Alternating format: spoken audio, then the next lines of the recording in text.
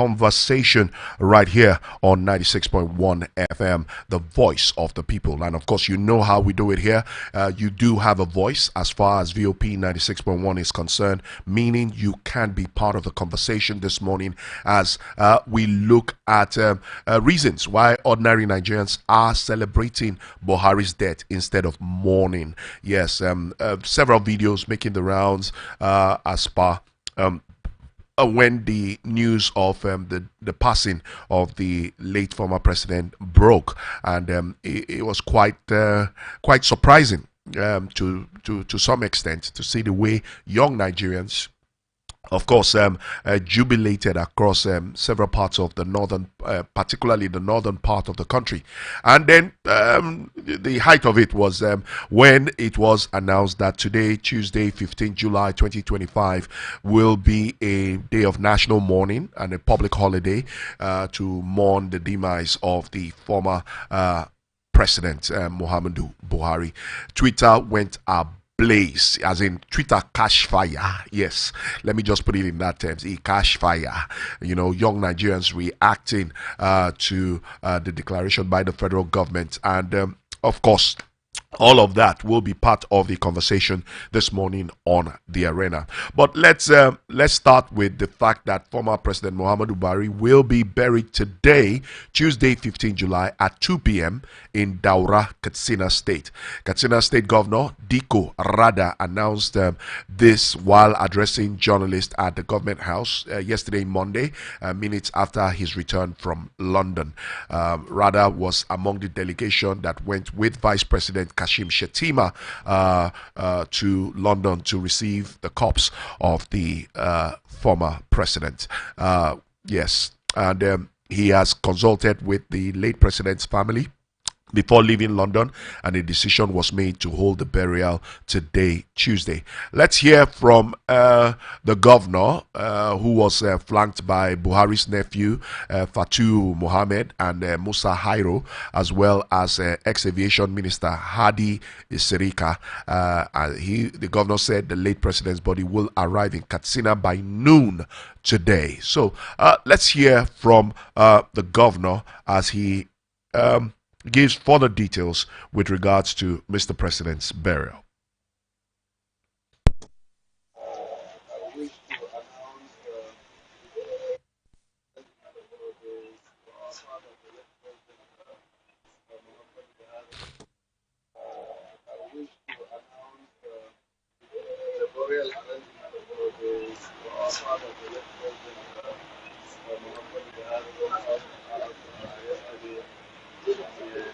In London, and we have made consultation with the family, and we have made consultation with the people around him in London, and we concluded that the body will arrive Katsina tomorrow, inshallah, by about 12 noon, and the burial is going to take place in Daura about 2 p.m. So these are the arrangements in place, and we pray to Almighty Allah to grant his soul peace, and may Allah grant him alternate those, and may Allah bring them to peace. And on behalf of myself, the government, and the people of the state, we condole the family, and we also condole the people of Nigeria. Especially, we also want to condole His Excellency the President and Commander-in-Chief of the Armed Forces of Nigeria over the demise of his predecessor, Muhammadu Buhari.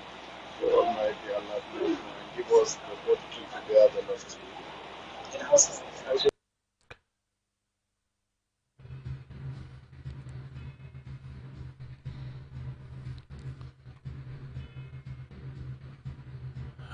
That was Governor Rada of Katsina State, of course, giving more details with regards to Mr. President's or late President Muhammadu Buhari's burial today. The burial is expected to take place 2 p.m. local time. His body is expected to arrive Katsina airport by 12 noon. And so we will do our best to keep you up to speed with developments from Katsina. We have our ears on the ground and our searchlight beamed on developments. We hear that Katsina is under tight security, particularly Daura, the homestead of the late President Muhammadu Buhari. But let's give some context to today's conversation. Don't forget, we are looking at reasons why ordinary Nigerians are celebrating Buhari's death instead of mourning. Maybe we should start with the fact that reactions have continued to trail the death of former President Muhammadu Buhari, who died on Sunday at a London hospital clinic after battling an undisclosed illness, even though some reports, according to Sahara reporters, claimed that the late president died of leukemia. Though the nature of the illness was not disclosed, and the former president had been in London in the last couple of months undergoing treatment. Now, President Bola Tinubu, who announced the death of his predecessor, in a statement by his special advisor on information and strategy, Bayo Onanuga, directed Vice President Kashim Shettima to proceed to London to accompany his body home for burial today, Tuesday, in Daura. Now, let's look at a couple of the reactions that have followed since the announcement of the passing of the former president. Now, reacting, some Nigerians expressed happiness, while others prayed for his soul to rest in paradise. Gimba Kakanda, Senior Special Assistant to the President on Research and Analytics, Office of the Vice President, on his X handle, tackled those celebrating over the former president's death. He wrote, and I quote, "Former President Muhammadu Buhari was arguably the luckiest Nigerian of our time, perhaps of all time. While former President Olusegun Obasanjo holds the record for the longest opportunity ever given to a Nigerian to lead the nation, closely followed by Buhari, what the latter enjoyed was a peculiar form of affection that will continue to intrigue generations of historians. That adoration did not come by accident." Even Buhari's critics recognized that his popularity was no meat. He stood apart because he differed from others who held the same office or even lesser ones. He was demonstratively frugal. If he had pursued the primitive accumulation of wealth that defined many of his peers, he would easily have been among the wealthiest of them all. He was, like all of us, a flawed man and was criticized for his transgressions. But his watch is over. So, to describe as punishment the long life of someone who lived in his 80s, especially by those half or quarter his age, is an exercise in irony. It suggests that those of us who might die younger were the less favored by God. This is not to gaslight those who feel they have something to say. Every citizen reserves the right to remember a public figure in a manner shaped by their experience. But just as we cannot dictate memory, neither can we impose empathy. Some people were raised on a different moral code, one that allows families the space to grieve, one that recognizes that death, no matter how polarized the life that precedes it, is a pause that invites us to reflect on our own impediments. Now, the choice to show kindness, even to those with whom we once disagreed, is not hypocrisy. It is what defines our humanity. It is what separates us from the lesser creatures, a moral sense of duty to honor life, even in its silence. May Allah forgive his shortcomings and repose his soul. Now, let's get reactions to the aide's comments on X. Activist Omoyele Showore, in his reaction on X, the microblog formerly known as Twitter, described the late Buhari as a tyrant. He said, and I quote, "Muhammadu Buhari slaughtered hundreds of Shiites, men, women, and even children. He ordered soldiers of the headquarters Nigerian army to open fire on peaceful NSAS protesters waving the Nigerian flag. He disappeared." So He ordered the massacre of young Southeasterners. He branded IPOB. He disobeyed court orders, jailed critics arbitrarily, destroyed the economy, and ruined everything he touched. And now, because he's dead, some people with selective memory want us to mourn or worship him. Shameful. No, we do not mourn tyrants. We remember their victims. Renowned United States-based Nigerian scholar and columnist Professor Farouk Perogi, in a Facebook post, said news of Buhari's passing evoked pathos and an inexplicable sense of loss in me. Despite disagreeing with many of his policies and decisions while he was president, he said, and I quote, it has been announced that former President Muhammadu Buhari passed away in London. Anyone familiar with my writings and commentaries knows I vigorously disagree with many of his policies and decisions while he was president. Our differences were deep and my criticism unrelenting. Yet, news of his passing evokes pathos and an inexplicable sense of loss in me.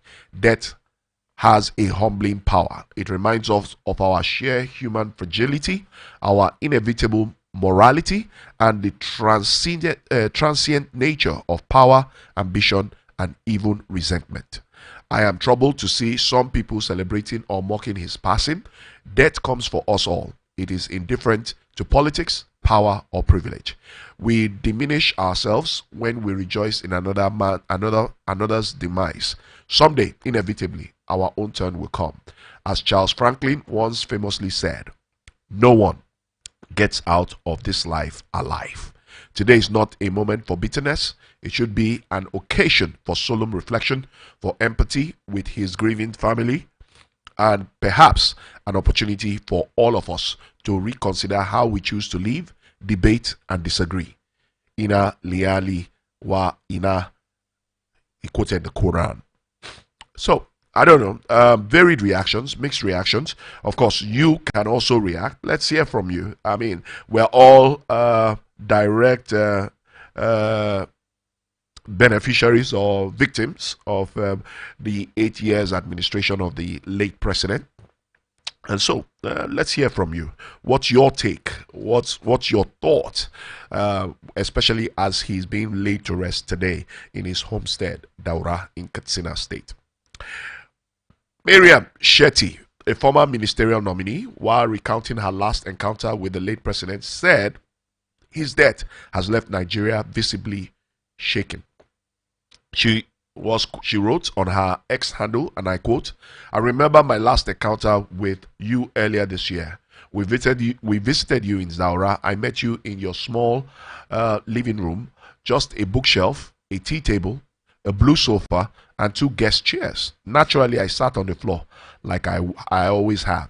I knew I wouldn't be there for long, as you gently chided me for it, like you always did. She wrote on her X handle. She further said, what a shy, humble person you have always been. With a soft smile, you walked up to the shelf and picked out a book, casually dusting it off, though I wasn't entirely sure there was any dust on it. Oh, what I wouldn't give to know its title now. The first words that came out of your mouth were, Baba, what kind of courage did it take to rule Nigeria? You simply smiled and shook your head. We chatted for a few minutes, and then it was time to go. We reluctantly took our leave, not knowing it would be the last time we'll ever see our eyes and on the Revered Baba Buhari again. Your passing has left Nigeria visibly shaken. The news spread through the length and breadth of the nation you once led, the nation that revered you. So, that's from Mariam Shetty, a one-time ministerial nominee. And then from Bashir Ahmad, digital media aide to the late president, he said, there is hardly any individual, dead or alive, friend or foe, who has ever encountered former President Muhammadu Buhari, whether during his days in the Nigerian army or as a civilian leader, and walked away with a bad memory of him. He was a man of unquestionable honesty and integrity, a very rare breed in this time. A social media influencer, Rinu Odwala, wrote, and I quote, the evil Buhari committed against Southeasterners in his lifetime was unimaginable. He waged war against the Southeast. Both young and old were extrajudicially killed. The whole region was placed and is still under military siege while he forgave terrorists in the north. The evil he committed against Middle Belters was genocidal in nature. Families were wiped out almost on a daily basis. Children, women, men slaughtered, and many displaced up till now in Benue, Kaduna, Plateau, just to name a few. The military will drop bombs on villages and call it a mistake. And some clerics have also, loaned their voice. It's unfortunate people speak ill of the dead. Well, the chief imam of Kaduna Polytechnic, Abubakar Sadiq Doka, said it is unfortunate that people speak ill of the dead. He said speaking bad of the dead is generally kicked against and considered bad. This is generally advised to refrain from speaking negatively about the deceased. The Prophet Muhammad, peace be upon his name, said, when your compassion dies, leave him alone and do not malign him, according to a hadith from Abu Dawa. However, there are expectations such as using the deceased's bad deeds as a cautionary example for others. But even in such cases, it's advised to avoid cursing them, he said. He added that everyone is a sinner, and as Muslims, it's encouraged to seek for forgiveness for all dead Muslims. We are all humans and prone to mistake, so seeking forgiveness for the dead is a way to beseech Allah to bestow his mercy on them for his forgiveness. We all believe that it is not entirely the deeds of a Muslim that would take him to Al-Jannah, but throughout the mercy of Allah. So it is important that we seek for forgiveness for the dead. He went on to state that except from the non-payment of debt, the Prophet has already said Allah has the power to forgive anyone he wills. So those are some of the reactions that have trailed the passing of former President Muhammadu Buhari. Nigerians across social strata and political leanings have continued to mourn the passing of the former president who died in London after a protracted illness. He was age 82, and he had also served as one of Nigeria's former military rulers, and definitely will be buried today at his hometown in Daura, Katsina State.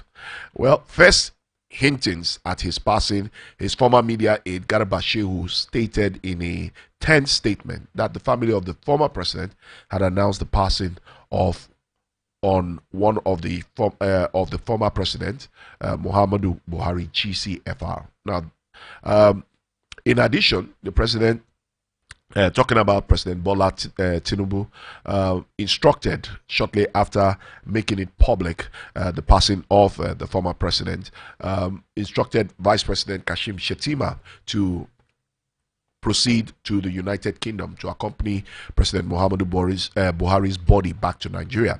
Now, Tinubu, in the same stroke, has ordered flags at half-mast as a mark of respect for the departed leader. Late predecessor, President Tinubu, described Buhari as a patriot, soldier, and statesman whose legacy of service and sacrifice endures. According to him, the deceased leader confronted corruption head-on while in office and was always placing the Nigerian nation above personal interests. President Tinubu also disclosed that his predecessor would be accorded full state honors befitting his public status, while an emergency Federal Executive Council meeting has been summoned for today, Tuesday, in honor of the deceased leader. So,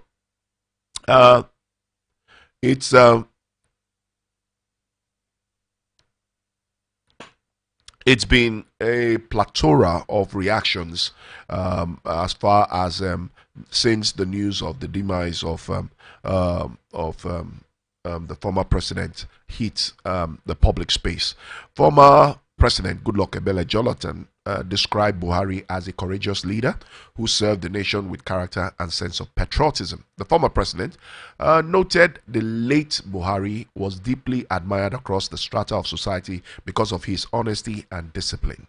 And he was quoted as saying, and I quote, "It is with a heavy heart and profound sense of national loss that I received the news of the passing of former President Muhammadu Buhari, who died at the age of 82. President Buhari was a notable leader, a patriot, and elder statesman who served our beloved nation as both as a military head of state and president to the best of his abilities." Former Vice President Atiku Abubakar described Buhari as a man whose life was defined by unflinching patriotism and stoic discipline. In a statement he signed, Atiku said, and I quote, "I am deeply saddened by the news of the passing of former President Muhammadu Buhari, a man whose life was defined by unflinching patriotism, stoic discipline, and a lifelong commitment to the sovereignty and unity of our great nation. Nigerians, he was a symbol of Nigeria's resilience. From the battlefield to the corridors of power, he served with the kind of astute conviction and firm belief in duty that marks him as a soldier of principle and a leader of formidable will." Former Senate President and now the interim national chairman of the African Democratic Congress, ADC, Senator David Mark, lamented the death of Buhari, saying his legacy of selfless service was unparalleled.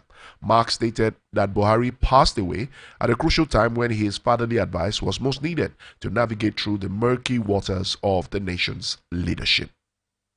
Presidential candidate of the Labour Party in the 2023 elections, Peter Obi, described Buhari as a leader who has always comported himself in a dignified manner. In a statement, Obi said, and I quote, "I have just received very sad news of the passing of former President Muhammadu Buhari in London. His death provides a solemn moment, not just for his family and close associates, but for our nation as a whole. President Buhari has always comported himself in a dignified manner as a leader. To his wife, children, extended family, and to all Nigerians, I extend my deepest condolences. May Allah, most gracious, most merciful, forgive President Buhari's shortcomings, reward his efforts in service to the nation, and grant him al-Jannatu Firdaus." End of quote. And of course, Speaker of the House of Representatives, Honorable Abbas Tajuddin, has described Buhari as one of the most patriotic Nigerians to have ever lived. In his condolence message, Abbas said Buhari used most of his lifetime to serve the country. Abbas, in a statement by his special advisor on media and publicity, Musa Kreshi, described Buhari as an officer and statesman who made a name for himself as incorruptible and lived a life defined by simplicity, a remarkable absence of materialism, virtues that earned him widespread respect and trust across the country. He added that Buhari was one of the only two Nigerians to have been military head of state and democratically elected president under civilian rule after former President Olusegun Obasanjo, describing it as a rare privilege to serve the country. Deputy President of the Senate, Senator Jibril Barrow, has hailed the late leader as a timeless promoter of peace and unity in Nigeria. In a statement released by his special advisor on media and publicity, Ismail Mudashir, he further described Buhari as a man of discipline, resilience, and patriotism, whose leadership, both as a military ruler from 1983 to 1985 and as a democratically elected president from 2015 to 2023, was marked by a clear vision for the nation's unity and progress.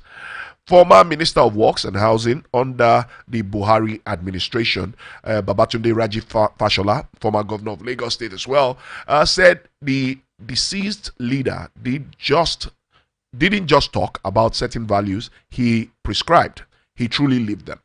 Noting that it was a privilege to serve in his cabinet, Fashola said, and I quote, "With a deep, heavy heart and profound sense of personal loss, I join millions of Nigerians and friends around the world to mourn the passing of our former president, Muhammadu Buhari, GCFR. I extend my heartfelt condolences to his beloved wife, Hajia Aisha Buhari, his children, and his entire extended family. I also condole with the government and people of Katsina State, especially the Daura Emirate, where President Buhari's journey in life began, a town whose name has become inextricably linked with his legacy. Talking about him, he said President Buhari records of service to Nigeria is almost unparalleled. From the battlefield to the ballot box, he stood as a sentinel of duty. As a military officer, head of state, and twice elected president, he offered over 5 decades of his life to the service of our nation in times of strife and in peaceful times, guided always by a belief in discipline, integrity, and nationhood. And of course, Chairman Nigerian Governors Forum and Kwara State Governor Alhaji Abdurrahman Abdurrazak expressed sadness over the death of the former President Muhammadu Buhari. In a statement in Ilorin, the Kwara State capital, he stated that this death is a significant depletion in the rank of African all-time great men. Muhammadu Buhari was not just a former president or military leader, he was a national political leader with a profound moral courage, character, and amazing sense of duty. He would be remembered for his humility, strategic patience, and modest lifestyle. Governor of Lagos State, Babajide Sanwo-Olu, described Buhari's death as a colossal loss to Nigeria. Sanwo-Olu, in a condolence message by his special advisor on media and publicity, Boyega Akosile, said Buhari was a transparent, courageous, and honest leader. He described the late former president as a man that truly loved Nigeria and contributed his quota towards development. The governor commiserated with the immediate family of the late President Buhari and President Bola Tinubu over the death of his predecessor. Daura by 12 noon, and the burial rites will take place at 2 p.m. local time. All this and more still up on the plate right here on The Arena, only on 96.1 FM, the voice of the people.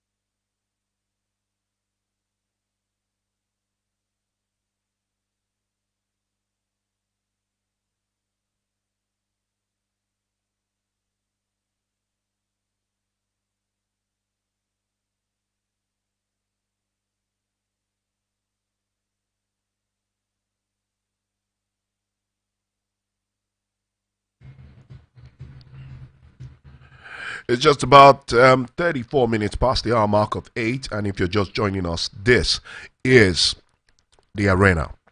And today on the show, we are looking at reasons why ordinary Nigerians are celebrating Buhari's death instead of mourning. Of course, prior to this conversation, we did give you some of the reactions on social media by civil society advocates in the person of Showore and a host of others who have questioned the declaration of a day of mourning and public holiday, considering the circumstances that took place during 8 years of the late president's administration. But let's quickly give you this scenario that happened in Katsina. Quite a sad scene in some ways, but it also sort of reflects the would I say the feelings and of the people. I mean, from all through Buhari's administration into the Tinubu-led administration or the APC-led administration. I mean, it's wow, 12 years or 10 years of the APC administration, and right now I think the biggest question Nigerians are asking: what exactly can we point to say that this is what the APC administration has achieved in the last 10 years, from the Buhari administration to the Tinubu administration? But just to give you an idea of what happened in Katsina, northern Nigeria, in fact, most of the reactions that happened almost immediately, news broke of the former president's passing, took place in northern Nigeria. Shockingly, his region, and one begins to wonder what exactly is going on. But let's hear this.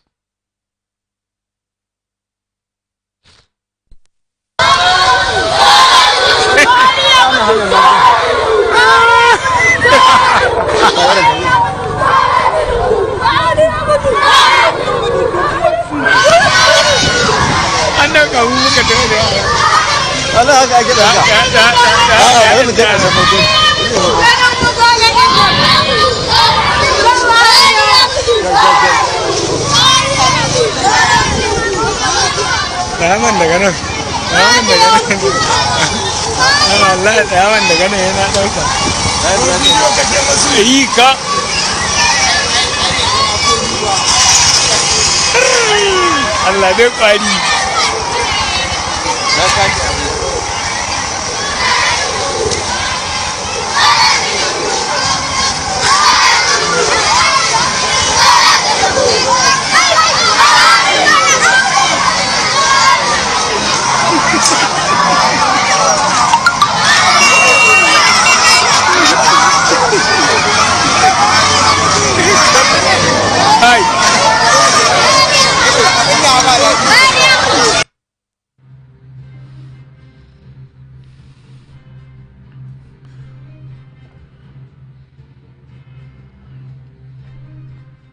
There you have it. There you have it. Young children, jubilating after the passing or after the news of the passing of the former president. Yes, northern Nigeria has probably the highest number of out-of-school children, Almajiris as they are called, and one begins to wonder, was this who motivated this, or is it out of the evolution of these young children? I mean, we are talking about kids under the age of from maybe 4 to 12 thereabout. I mean, what's their understanding, or what could have motivated them, or was this instigated by someone or some persons? Almost everything in Nigeria is politicized these days. But following the death of Nigeria's former president, Muhammadu Buhari, at the age of 82, reactions across the country have been mixed. While some political elites and party loyalists have offered tribute, a significant number of ordinary Nigerians have expressed public indifference and in many cases open celebration, as was witnessed in Katsina. Right now, this unusual public reaction is rooted in deep-seated frustration over economic hardship, insecurity, and political decisions associated with Buhari's administration from 2015 to 2023. So let's quickly look at some of the reasons why many Nigerians are not mourning, but instead showing relief or even celebrating or over Buhari's passing. One, widespread economic hardship under his administration. Now, during Buhari's presidency, millions of Nigerians fell below the poverty line.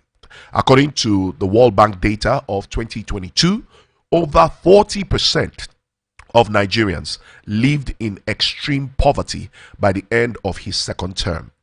Now, of course, during his administration, we had the depreciation of the naira. The naira depreciated drastically.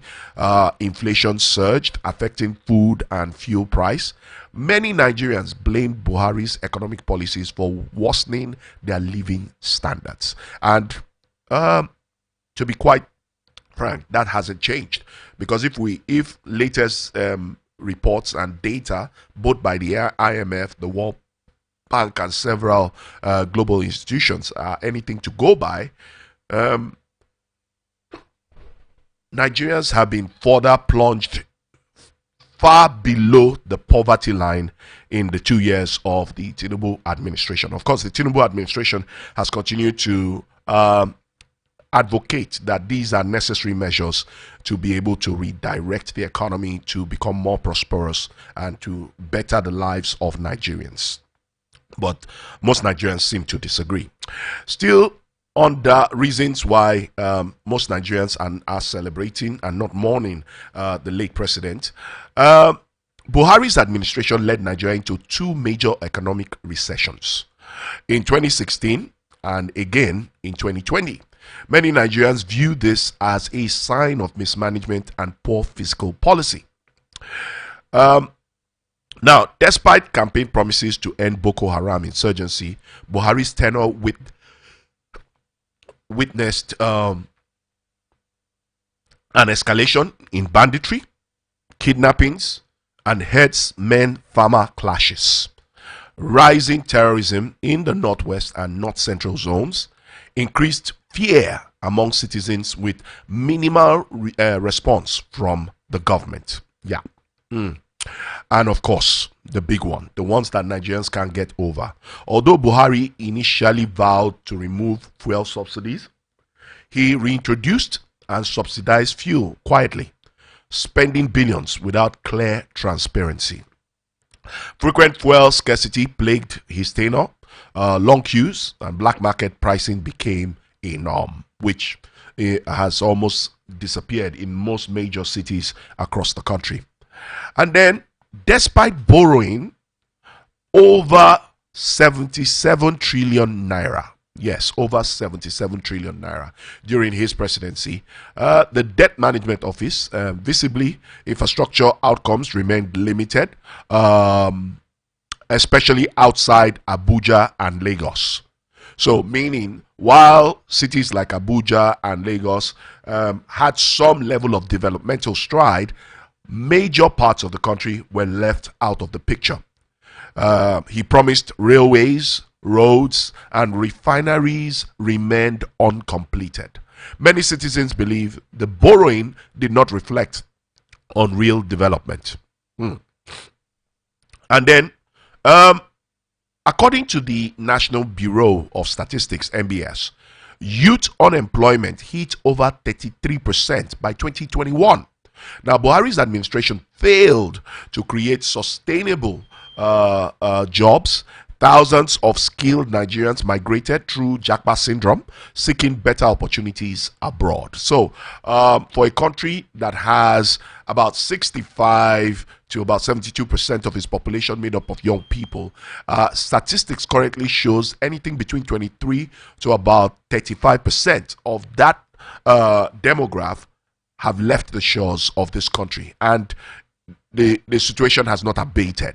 It's still, even despite the latest immigration policies by the US, the UK, the United Arab Emirates, just to mention a few, Nigerians are still seeking greener pastures elsewhere. And The reasons for that very clear: economic hardship, insecurity, most importantly, a uh, a bleak future. Most young Nigerians don't see a future in this country. They don't see a future for them. So the next best choice is to seek greener pastures elsewhere. Yeah.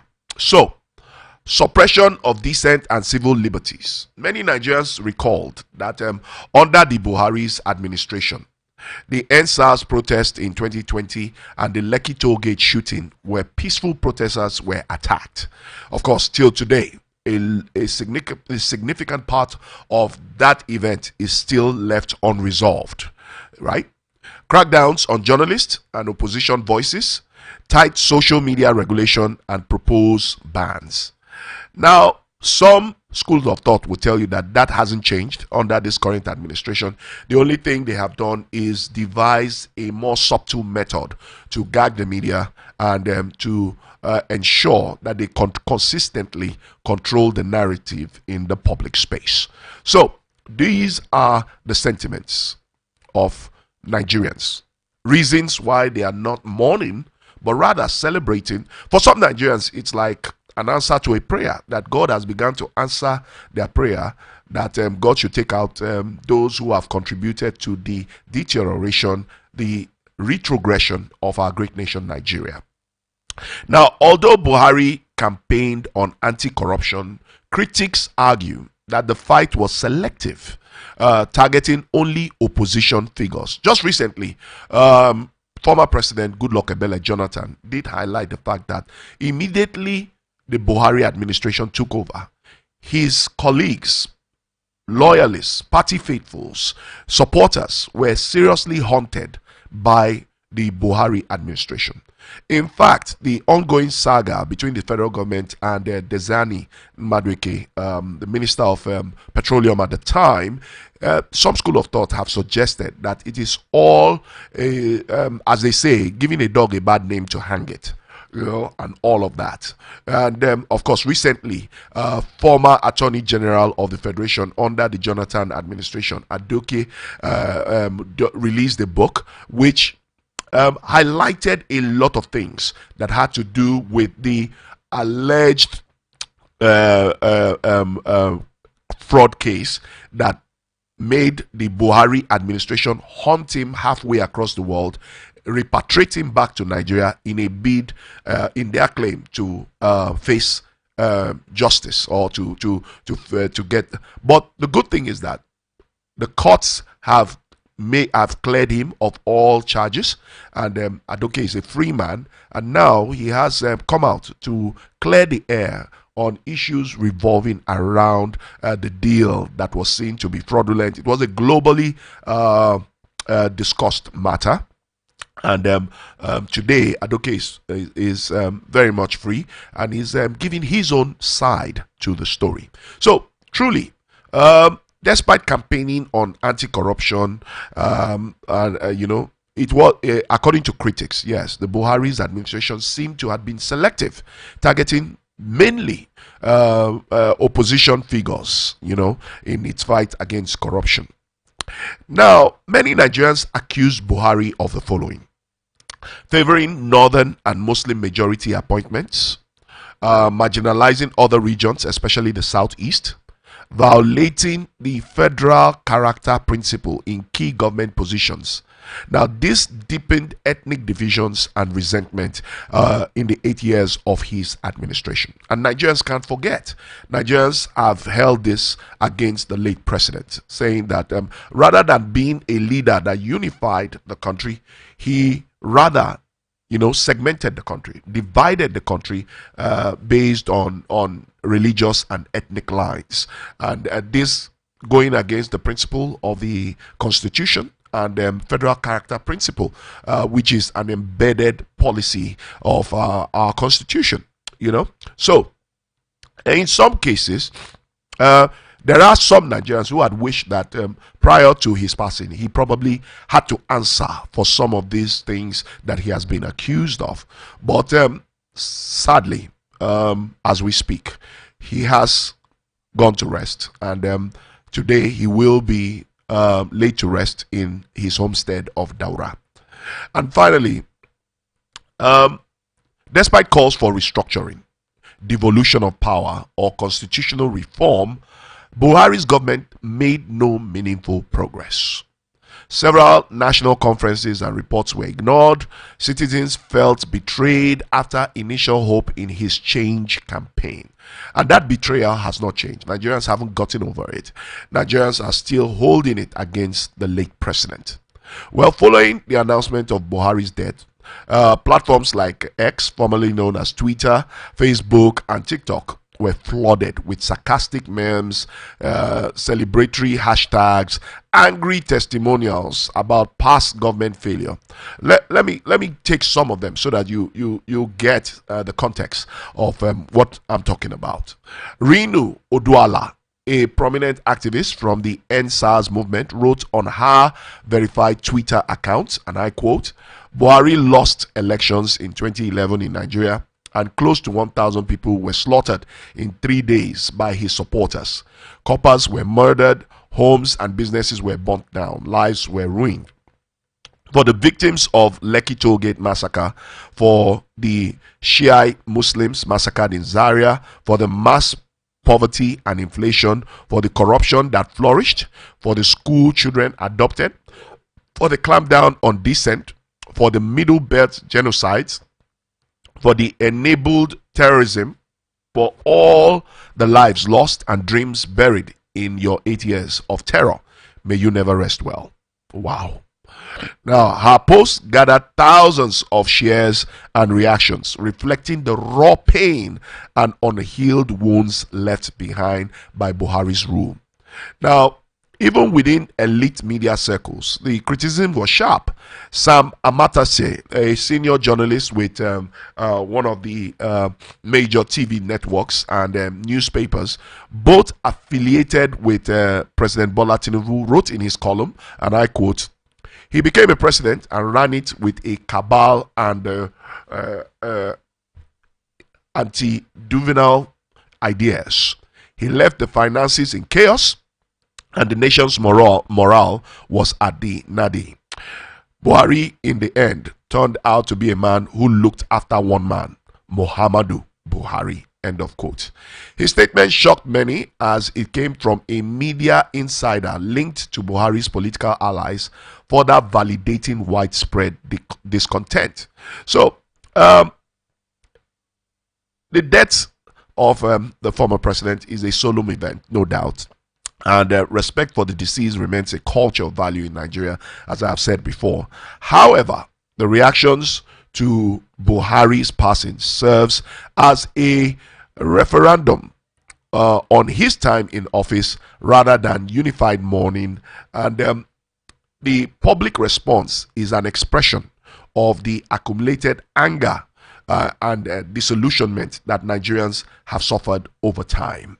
Now, we need to understand that this conversation today is not aimed to vilify, but to document public sentiment as it stands, loud, raw, and unfiltered. As you know, like we are, our payoff says, you have a voice, and we are the voice of the people. And that's why it's important that we needed to, establish this and make it clear that it's not all hooray, as far as the passing of the president is concerned. That at the nationalistic and political level, yes, elite political leaders may choose to, create the impression that it was all good during the 8 years of the Buhari administration. But in the reality, this should not just be a time of mourning, but it should be a time of taking stock, sober reflection on the part of the current administration, to learn from the mistakes that the late president made in the 8 years he was in office, and of course, do their best to, right the wrongs as much as possible. Try to rebuild trust and confidence in the polity, and so that in the coming elections in 2027, right? It will be seen that it is not a a stroll in the park, but deliberate attempts were made to heal the wounds of Nigerians across board, and try to change the perception of the fact that government has no feelings for the people. So that brings us to the end of today's edition of the Arena. Remember, even when the show goes off the air, the conversation continues online. So do well to send in your reactions and comments, and we will take them at some point during the edition